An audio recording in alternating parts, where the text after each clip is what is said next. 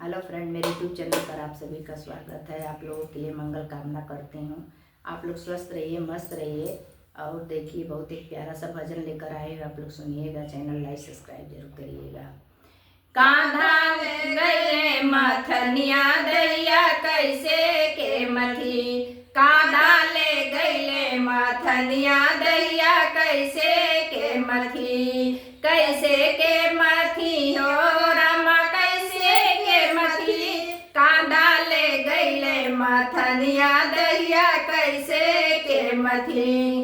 बागों में गईले बगैचा में गईले, हाँ हाँ बागों में गईले बगैचा में गईले, तमथनी मलिया के दे अइले दैया कैसे के मथी, तमथनी मलिया के दे अइले दैया कैसे के मथी। कांधा ले गईले मथनिया दैया कैसे के मथी, कांधा ले गईले मथनिया दैया कैसे के मही।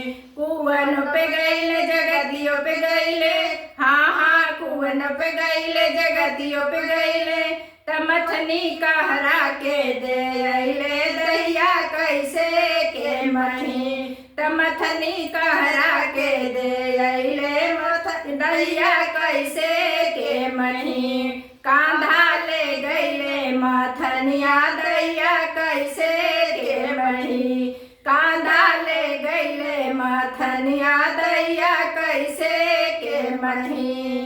कैसे के मथी हो रामा कैसे के मथी, कांधा ले गईले मथनिया दैया कैसे के मथी। सड़कों पे गईले सड़कियों पे गईले, हाँ हाँ सड़कों पे गईले सड़कियों पे गईले, तमथनी ड्राइवर के दे अइले दैया कैसे के मथी, तमथनी ड्राइवर के दे अइले दैया कैसे के मही।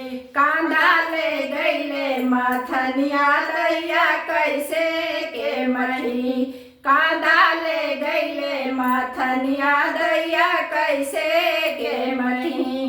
कैसे के मथी हो रामा कैसे के मथी, कांधा ले गईले मथनिया दैया कैसे